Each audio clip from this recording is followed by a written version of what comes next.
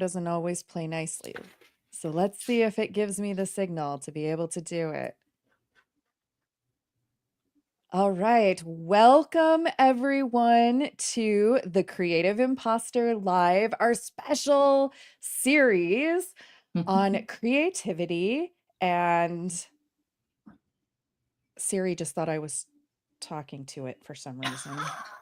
What did I say? That sounds like it started like lighting up and glowing at me. I'm like, what's happening right now? Love it. Our special series, which is series, yes, which is Creativity and Media as Resistance.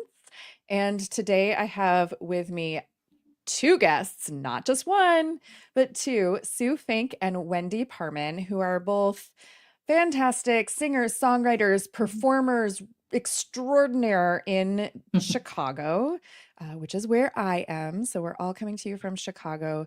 And I wanted to invite Sue and Wendy on because they have launched a performance initiative called 50 Shades of Blue. I have to be very careful when I say that because I need to make sure I'm saying the right color. 50 Shades of Blue, The Resistance Sings, which is an upcoming concert Sunday, June 29th at Chief O'Neill's in Chicago, benefiting a nonprofit organization called Democracy Forward. That's a lot of information. But Sue, Wendy, thank you so much for joining me. And I'd love to hear how this collaboration came to be.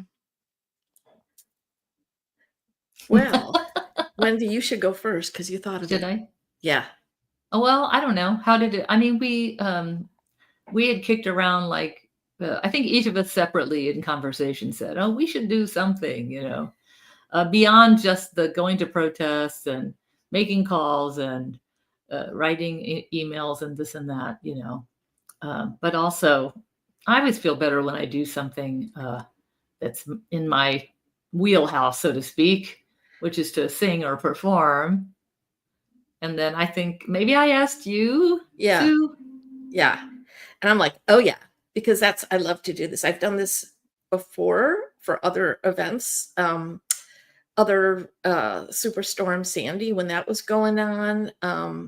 During COVID, we had Folkies Feed the Folks, where it was an online event, and we donated it all to what was formerly known as the Lakeview Pantry. And after 47, when he just became 45, I still can't say his name, but when we had a show called Hymns by Hers, where we just put positive music into I just think it's not only for us as the performers who want to do something, and it gives anytime you ask a performer, do you want to do this? We're doing a benefit for Bob. They're like, yes, because everybody wants to do something. And I think audiences also are looking for opportunities that they can partake in, feel a part of, feel that they're doing something other than just stressing. So I was like, yes, absolutely. Absolutely. Yes. Totally all that. Yes. The performers coming together piece of it. So the show is not just Sue and Wendy performing, which would be great in and of itself. I mean, could have I've been to those shows before. Would have been a lot easier. Tell me, once you had this idea, how did you go about putting the word out? How did you sort of select and curate performers who wanted to be a part of it? Tell me a little bit about the lineup. I'll start this one. Go? Yeah, I mean, because Wendy's more in the cabaret world as far as performers, and I'm more in the folk world. So I just wrote down a list of names, and I contacted the first 10 names on my list, and everybody said yes. And then Wendy, did probably. Well, yeah. I mean, I really thought about who I knew that I felt was suitable to this kind of a particular show. Because my idea was to do a protest show. It's not just like, let's all get together and sing whatever song we want and raise money. It's no, let's complain about what's going on. Not just complain, but of course, lift people up or state what we feel or really protest or whatever that means to individual artists. Right. And so, some people aren't as, into that as others in their work, certainly. So I try to think of, a little bit from the cabaret community, a few of my own students, a few people that I know from other just musical and voice teachery things. And I wanted to also make sure that we had a diverse group of people who were going to bring in different kinds of music and represent the community. And so that was important to me too. So I reached out to some people who are more R&B soul singers, and we have a great jazz guy. We have a Latina singer who I really love. And just, so, we have some interesting mix of music too, that I think is going to make it a really fun, eclectic show. It's going to be good. Yeah, and I should have said that too. I mean, because like some people, this would not necessarily be their theme. So trying to get people that would want this theme, and there's going to be some songs that are probably angry, and some songs that'll be sad, and some songs that'll be thoughtful, and some songs there's going to be all different styles. And we have a storyteller who Wendy and I both met at a storytelling event. Oh, yeah. And I got to hear her tell this particular story that she's going to tell. And it's very, very moving. And we're very excited about that. And appropriate. Very appropriate. Yeah. Yeah. So you mentioned inviting people who have something to say or have a particular perspective. You mentioned complaining about the things / supporting and bringing awareness / lifting each other up. And I'm curious, you have the word resistance in the name of the show. I put it in the name of this particular podcast series, and that word can mean a lot of things to different people. It brings up different ideas. At the risk of taking the rest of this episode to make a bullet pointed list of all the things, what are the things that are top of mind? Like, what, for each of you, what are you resisting against? Like, what does that bring up for you? Go ahead, Sue. You look like you're ready to go. Oh my God. Yeah. And I'm sure you are too. I am mostly resisting lies. Truth is being buried by lies. People are trying to make truth on the same level as lies, and it's not. And truth once heard or seen cannot be unheard or unseen. It's strong, and we have to say it. We have to sing it. We have to keep it going because people are trying to trample it right now. And so that is the main thing that I am resisting. With our democracy, with our trying to gut our Constitution and say that it's okay. It's not okay. So we cannot accept that. We cannot accept that.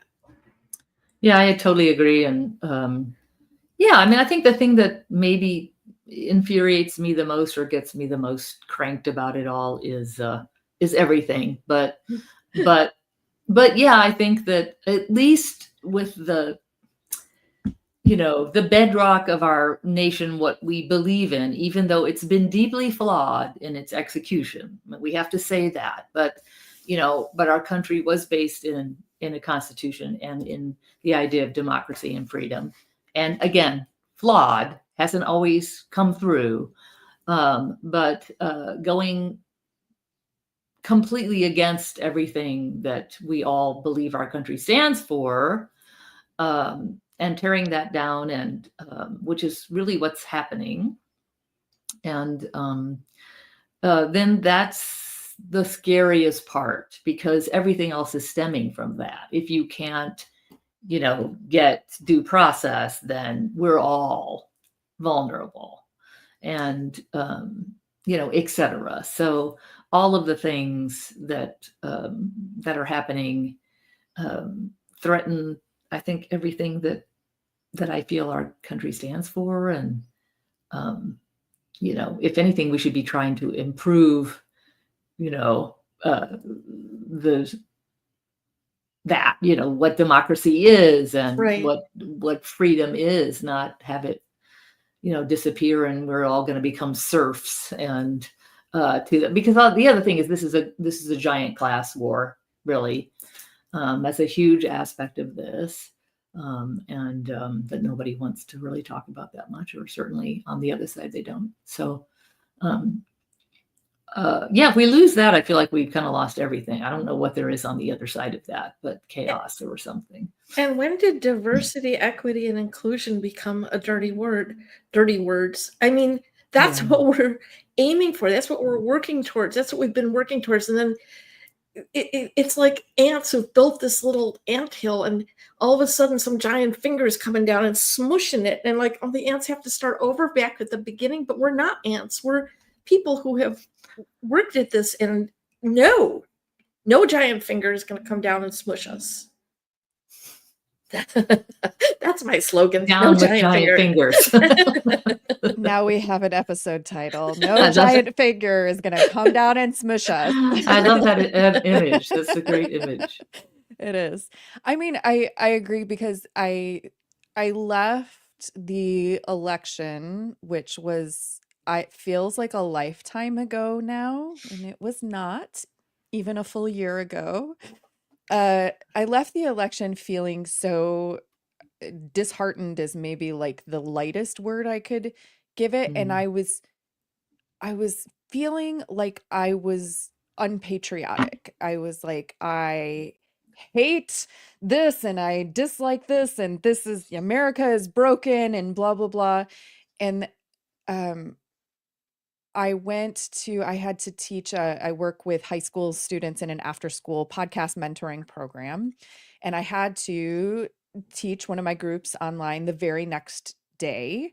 And I was struggling. I was not in a good place. And then I was, coming to my teens, and I said, okay, so, hey, as you know, we had an election last night. Is this something that we need to talk about in this group today? Or are you sick of it and you would rather not talk about it and we just like continue with business as usual? Let's take a vote. And the majority of the teens wanted to talk about it. And I was like, okay. And I sort of figured that would be the case. So I, had kind of tried to prepare myself for it. And I was trying to let them speak and have a forum. And to be clear, even though we are in Chicago and even though my teens are largely not white, several of them were actually quite happy with the election results, which was not the experience that I had the first election round. All of my students were like categorically like, this is the worst thing ever, when it was, 45, whatever year that was. But this time around, it was different. There was a split. And I was trying to keep my personal politics out of it, because I'm like, my purpose of facilitating this conversation is not me telling them what to think or what to do or whatever. This is to give them a safe space to talk and feel and and not feel like, they're being told anything. And then of course, at the end of the conversation, because I had set a timer, I'm like, we will talk about this for exactly 20 minutes and then we are done. And, when the timer went off, somebody said, "But Miss Klunder, what do you think?" And I was like, "Oh." And I said, "Do you actually really want to know what I think?" And they were like, "Yes, we want to know what you think." And as I started talking with them, again, I could, I was like, I can take the whole rest of this class period to tell you what I think. I got really emotional because I realized that I am not unpatriotic. I do not hate this country. I actually quite love this country. And I actually quite value, as you were saying, Wendy, flawed as it is, imperfect as it is, when I look at other systems of government, when I look at other nations and things like that, there is a lot that we have. There's a lot that some other countries have that I wish we did, healthcare. Sure. But there is a lot to love, and there is a lot to be proud of, and that stuff didn't just get handed. That stuff was fought for, Right. and hard won. And so to take away that which does make our country great makes me furious. Yep. And I was Same. like, oh my God, I just realized how much I love America. Yeah. Yeah. Yeah. It's like Right. people who are calling Bruce Springsteen unpatriotic right now. It's just they don't get it. He's extremely patriotic. That's why he's saying what he's saying. He's saying, my country is in great danger right now. I value my country. I've sung about my country all these years. Mhm. And right now, we're in danger of losing everything. That's what he's saying. He's not saying, I'm not American. He's not saying that at all. And that's an old, I saw this also on Instagram or somewhere, Threads or something, is people, uh, you know, well, and how much of that is real people and how much is bots, I don't know. That's a real thing. Yeah. That is real. But people saying, "Oh, it's un-American. You protesters are un-American." It's like, no, we're actually the definition of American. Yep. It's ridiculous to say that. But also I remember that from back in the olden days, the last century, when some of us were still alive. And there was a conservative element that would say the same thing, that the people who were protesting and trying to change the world and our country were doing the wrong thing and that it was un-American. And yeah, no, No. wrong. Nope. We're all three very patriotic. Yep. Yeah, it's a guaranteed right. So that's the whole deal. So speaking of Bruce Springsteen, never thought that would be a segue that I would. Bruce, if you're watching this, I've loved you for years. If you're talking to Sue, you're always going to get into Bruce Somehow Springsteen Bruce always shows eventually. up. I don't know how that is. Yeah. Do you, as artists and musicians, like, what do you think the role of an artist is in times like this? Like, do you see some of the guests that I've been talking with, one of the threads that keeps coming up is, you as one individual human being do not have to do everything. You do not necessarily have to protest and volunteer and contribute and call Congress and, be in the streets. And, it can feel overwhelming because it feels like there is so much to do. Yeah. But if you can find your role, find your lane, find your wheelhouse, find the thing that you can contribute to your community, that moves the needle in some way or makes a difference, then that can be something more tangible and more actionable for people than to think like I have to single-handedly solve the entire nation's problems right now. How do you feel like artists and music, like, how does that fit into the work that's being done? Well, I was thinking about this earlier, and I mean, there's so many different things that again, this could have many different answers, and I'd probably agree with all of them. Um, because I do think it's important that artists stand up and say and feel and share their feelings about things. And I do think that, I mean, I don't have any platform that, I'm not going to change the world with my feelings or whatever about this, but though I'd like to.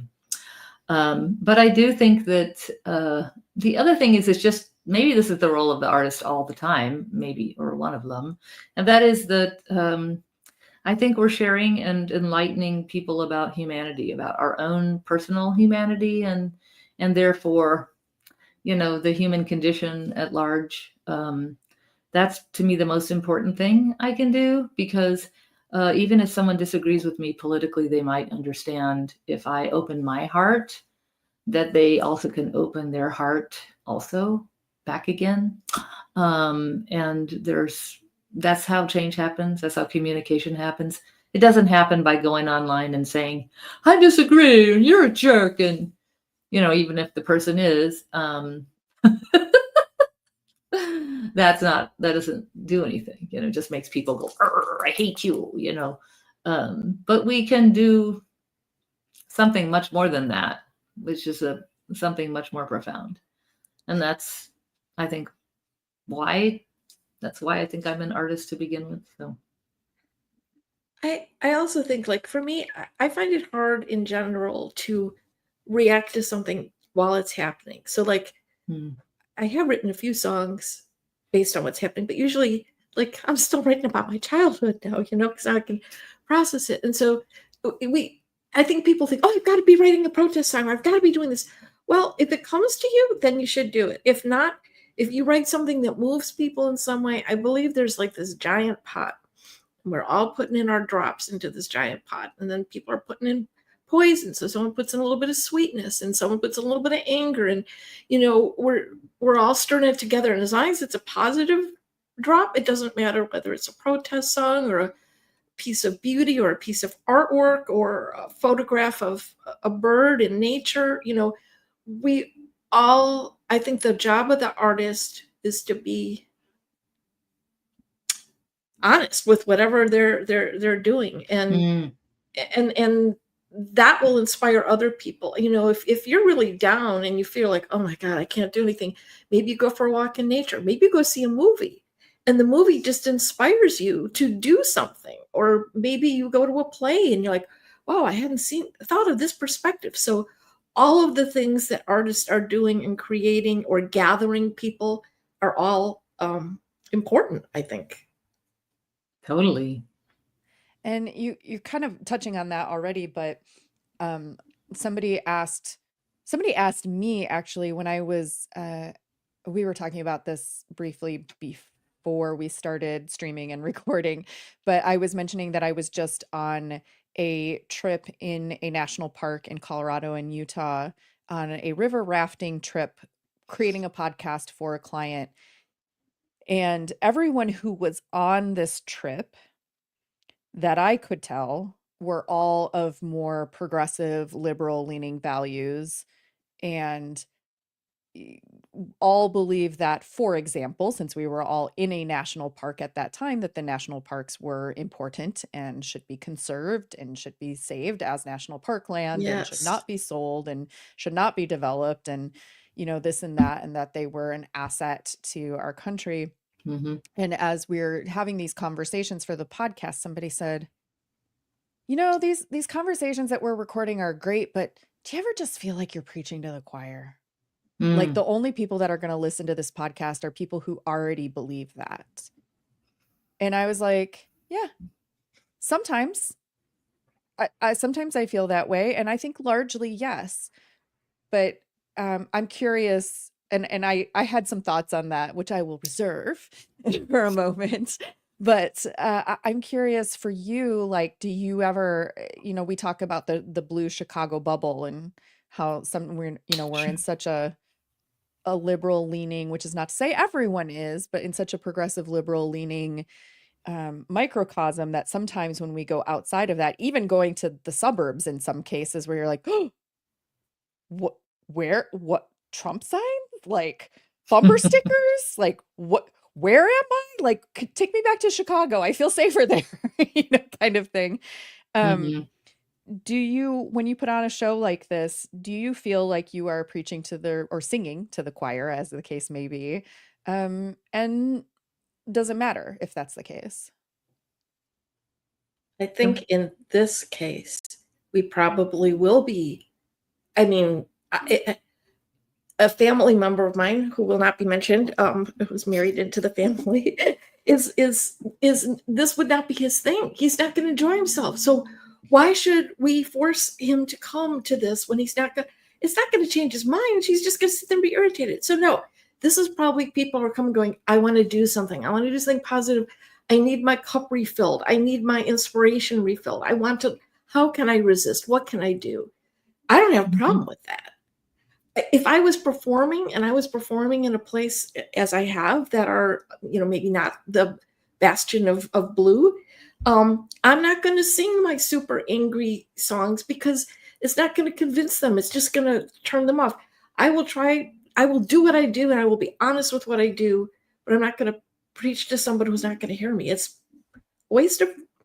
No, people might become more interested if you don't do that. They might be more open to it if you're not doing that. Mm. Well, I don't totally agree with that. I mean, I honor your right to do or not do, or of course, but I don't think I'm not so worried about I'd be happy to sing a protest or whatever song, and even before those who don't agree, and I think I have done that.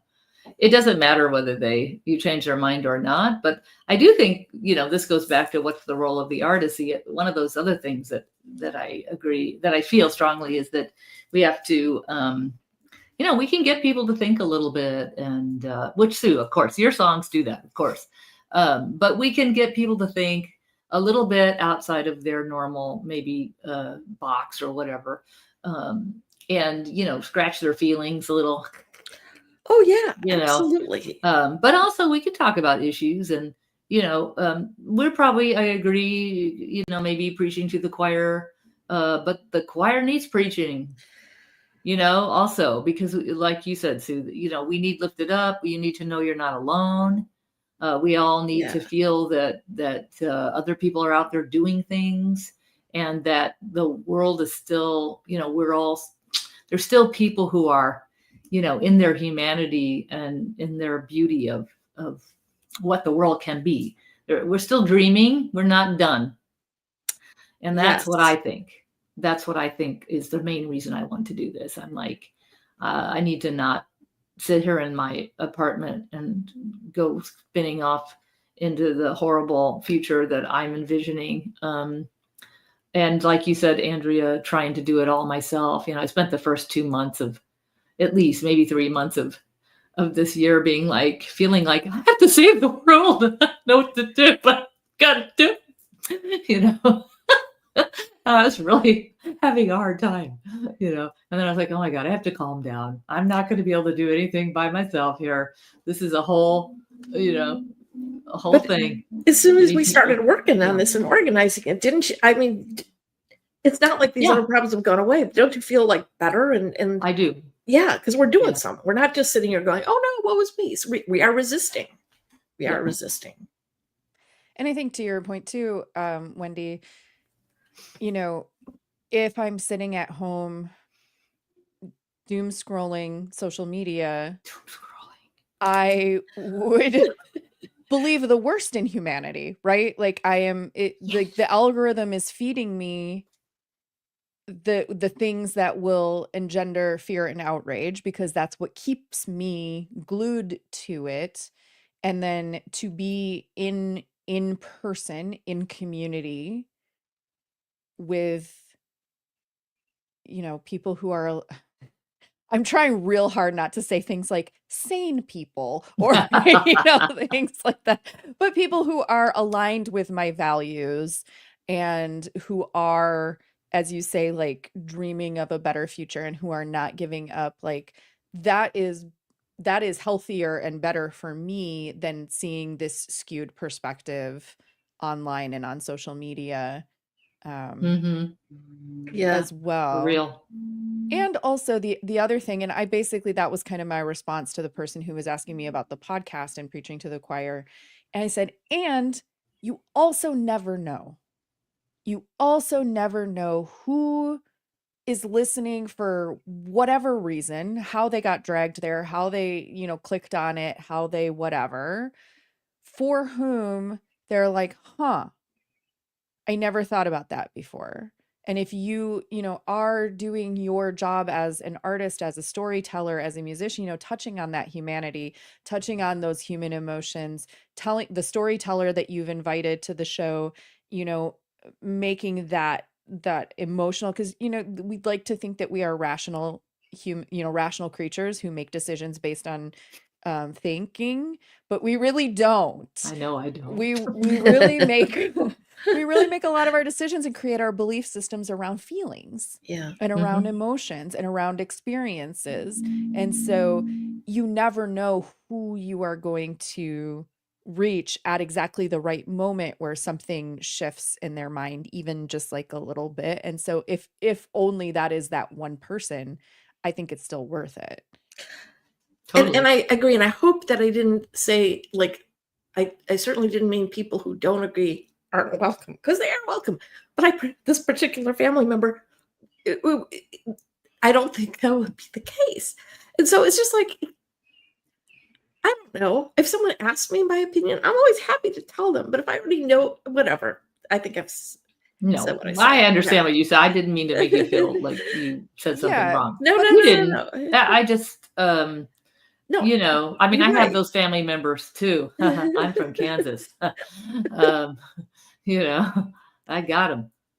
I get that too. I mean, there are some people that you just know that's a lost cause. We're not going to talk about that anymore. Yeah, And if they that's bring it different. up, that's different. But Yeah, but I mean, I'm the same. I have family members that yeah, there's no point in talking about it, and actually, I don't talk to them really anymore anyway. But that's that's a choice for various reasons. But yeah, I'm not alone in that. I'm sure. yeah, and I think that there's, more effective or less effective communication. As a communication professional, there are more effective and less effective communication strategies or, ways of relating with people who are in different places and, at different stages in their right. belief system. And so, yeah, you're not going to like, you know, try to hammer a screw into a piece of wood. It's just not an effective use of anyone's time. So I think that that makes total sense to me. Sure. Um, I do want to ask, so we talked a little bit about how the idea for 50 Shades of Blue came about. We talked about how the roster of talent came to be. How and why Democracy Forward? I think a lot of times we're thinking, okay, I have a little bit of money to contribute. I would like to support, progressive democratic values. I would like to, be of assistance where I can, but there's so many choices of where I could send my money or where I could volunteer or who I could align with. How did you come to Democracy Forward? We How did we? researched. We Yeah, we we did. researched a lot of places. We were thinking about local, we were thinking about national, we were thinking about larger organizations, and I don't remember which one of us found Democracy Forward as far as like there's so many, like you said, there's just so many good ones to do. And I think Hmm. what we both really liked about this is that they're an organization that brings in other people, and they're trying to use legality and law to to uphold our constitution and fight the insanity when people are totally breaking it. And so it just seems right now that the branch of law is able to stop some of these things. And because they're doing all these coalitions, their Hmm. website explained it really well. That I can't. I Yeah. Well, also, I think it's defend, interesting. disrupt, and build. That was it. Sorry, Sorry, sorry, didn't mean to interrupt. defend, disrupt, and build. That's what they're trying to do. They're trying to defend democracy, disrupt the people that are breaking it, and build coalitions of people who are. So we just felt it was a good organization. Yeah. And I like the fact that they're focused on the executive branch, at least right Yeah. now. They're like that's where they're, the problems of uh, uh, what's happening with the executive branch and the overreach, et cetera. Um, they're focused on that, trying to help do something about it. And so that is another aspect of it that I think is really great. And maybe they're not as well known as some place, like the ACLU or something. And they're sort of more specifically about this, what's happening right now. They actually started they came to be because of the last election, the 2016 election. They were born from that. And so they started out then with this agenda. I don't know if agenda is the right word, but mission. So And there we go. I made the classic mistake of starting to say something while I was still muted. we've all done it. Classic. And uh, kind of a little detour from that, we did mention briefly protests and, action in the streets, so to speak. And you both have attended some Chicago Oh yeah. protests. I have not, full disclosure. I have not been to any, but I know. Um, Kidding. No, and there's somebody said to me, this is gonna sound funny, but they were like, because I was debating whether it was the protest was like the day after I had just gotten back from this river trip, and I was like exhausted. It sounds like it was a vacation, but it is not. It was camping and hiking in high elevation in the desert is actually hard work. And yeah. Sure. and I was feeling so tired and beaten down, and they were like, "It's okay if you skip it." They're like, "Protesting is for the kids anyway. It's for the younger generation who are able to run if they need to." And I was like, "Excuse me, wait a second, hold on here." Wow. You know what's interesting at this last one, the No Kings one, is it was more multi-generational. The ones that, Wendy and I were at and some earlier ones, it seemed like it was more people who are used to doing the marches, and I was like, where's all the young people? Aren't they involved in this? And this time there were families and there were people of all different colors, and there was people, and it was focused on one thing: the No Kings. We're not having a king here, we're not having a ruler, and the clever signs, but there were people. It was just felt much more open, and it was packed, and I'm minorly claustrophobic and short, and so there were some things that I did have a problem with. I was like, gotta get out of here, gotta break through here. It was a little, but then we moved, and and we were marching and everything like that.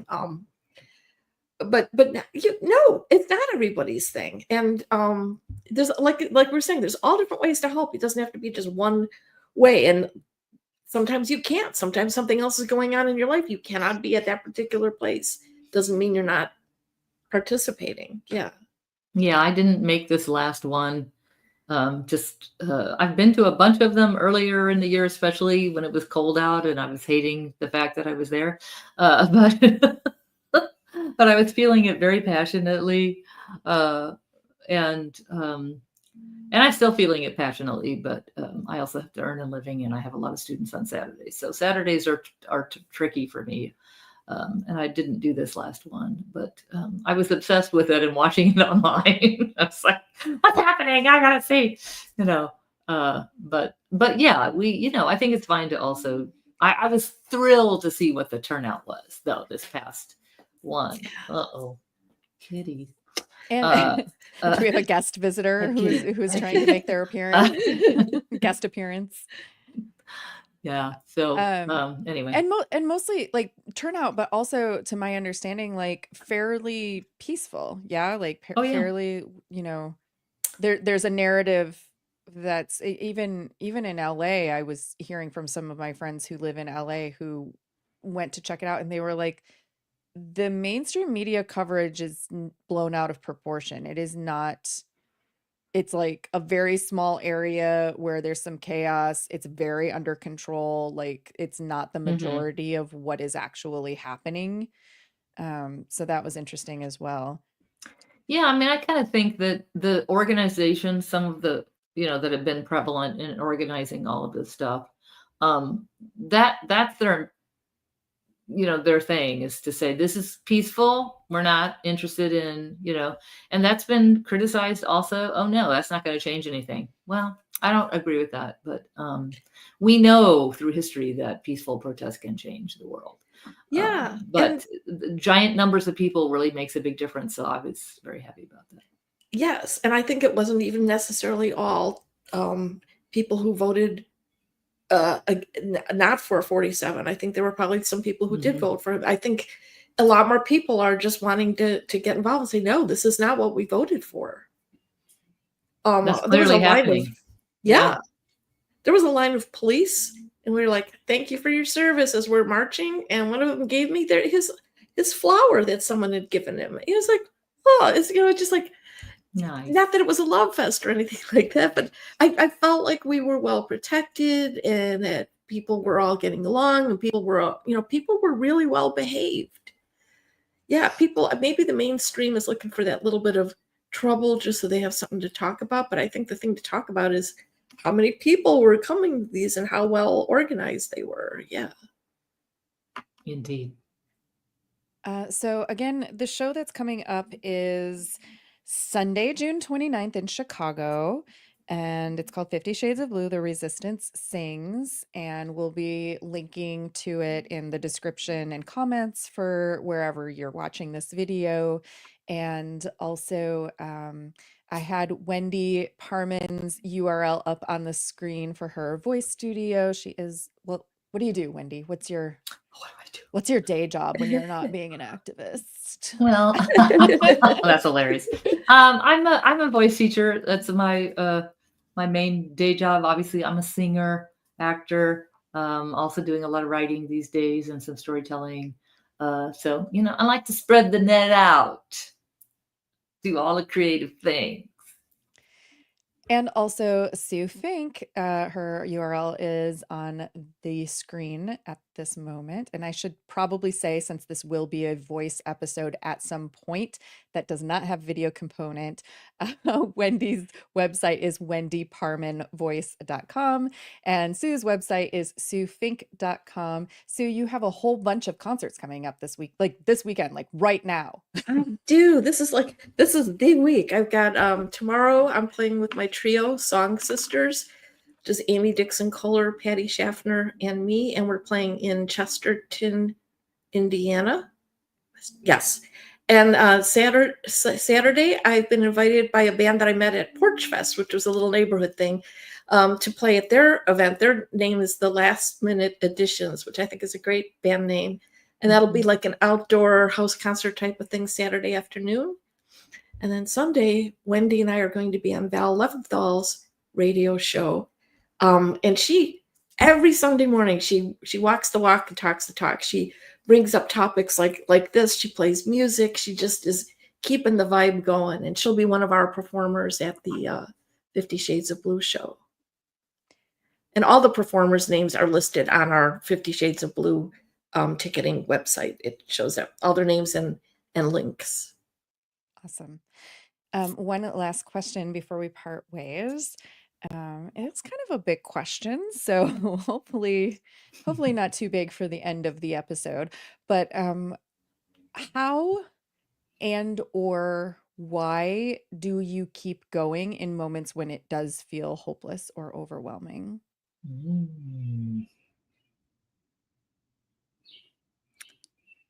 How can you not? I was gonna say, I don't even think of it as an option.